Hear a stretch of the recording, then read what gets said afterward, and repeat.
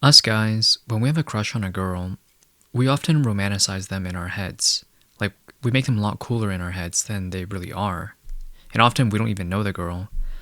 Let me give you an example. When you're at the gym or in your class, you see a girl that you see a girl that you have a crush on. And for me, it was this girl. She was taller than me, and she had like those like Billie Eilish eyes, like those like soulless dead eyes. I think that's what it's called.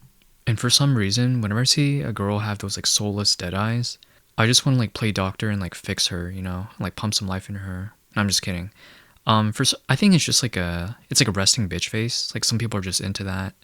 And honestly, I didn't really know her. I just talked to her at the gym, and then we talked about anime, exchanged Instagrams, and we barely talked after that. So even though I barely knew her, for some reason, I'd have like this wishful thinking fantasy where if I got to know her, she'd actually share a lot of same hobbies as me, have the same like takes, same humor, and she'd be like super based.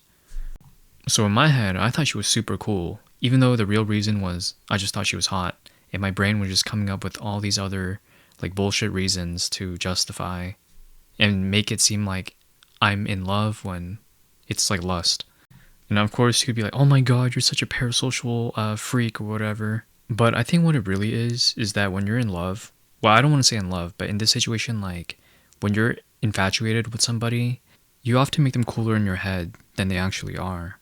And you'll be so blind to their flaws or red flags, and that you might even see them as green flags, and you'll just rationalize it in your head. As an example, imagine there's like a toxic couple, and they're just like hitting each other, like yelling at each other, but they don't see it as clearly as their friends who are like, dude, you two are not good for each other.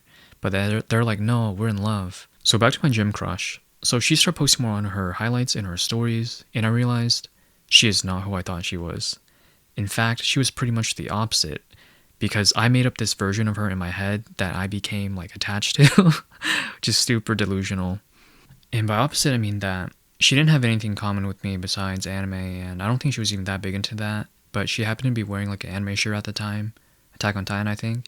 So that's what made me go up to her. And as I got to know her better, from like DMing and just like seeing her stories, she's like begging for money, asking for like free rides, looking for sugar daddies, and like shoving her ass in the camera. And there's this other girl in one of my classes. She was this white girl, and she looked really mean. Like she had this like resting like bitch face. And honestly, I think that's just what I'm into. Girls who look mean and have like those dead, soulless eyes. I sat like a few seats away from her, and I'd occasionally like sneak a peek.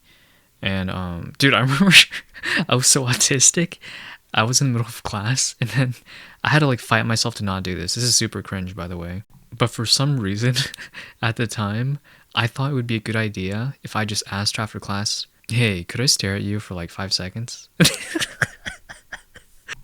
But yeah, I'm so glad that I didn't do that because I think I fought myself for like 20 minutes into not doing it because something inside me thought it was a good idea. Bro, if I did that, I think she would have canceled me, snitched on me, and like had her dad beat me up, and then maybe like a restraining order. Anyway, I never really got to know her, but eventually the whole class we started adding each other for Instagram just for like group assignments, and I noticed like she would post a lot of stuff that was like toxic feminism, like I hate men, like men should die, men are Nazis, stuff like that. But I guess what I learned from both of these two instances was that just judge a book by its cover. You're usually right like 70-80% of the time. I feel like the phrase don't judge a book by its cover is often a cope. I mean, I have had situations where, like, say the biggest guy at the gym is actually really friendly, or a really mean looking person, like a resting bitch face, is actually really nice.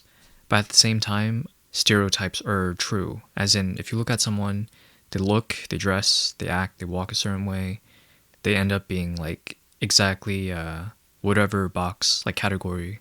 And some food for thought. If she looks like Billie Eilish, don't expect her to be like super bass, play video games, and like do all the cool stuff that guys like. She's realistically just gonna be a retard.